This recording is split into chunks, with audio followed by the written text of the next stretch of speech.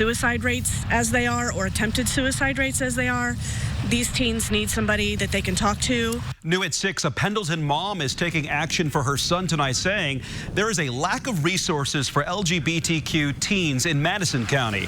RTV6's Megan Sanctorum is working for you to find out why she says more support is needed and what the response from the community has been so far.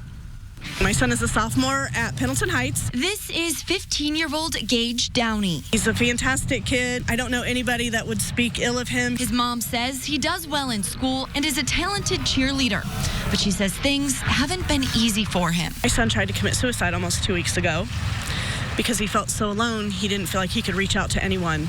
When Gage left the hospital, Downey says they told her to find an LGBTQ support group for him. But when she started looking for one, she didn't find much. Madison County is huge. There's no reason why there shouldn't be something locally that these kids can be part of. So she took to Facebook and says the response was overwhelming. I've had so many people reach out and say, hey, we've gone through this, either with the suicide attempt or, having a child that leads an alternative lifestyle. Realizing Gage isn't alone, she's made it her mission to get an LGBTQ youth support group in Pendleton.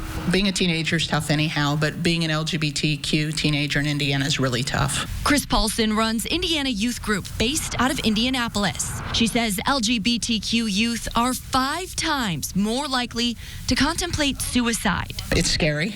It's difficult to know that that's the reality of LGBTQ youth in this state. So they do everything they can to support young people.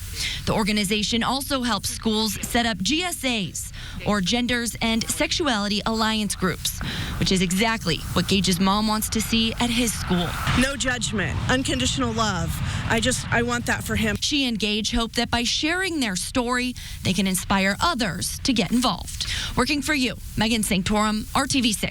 Well, the principal at Pendleton Heights High School tells us they used to have a gay-straight alliance group, but it has not been active for several years. She says parents, students, and teachers wanting to get involved can contact school leaders.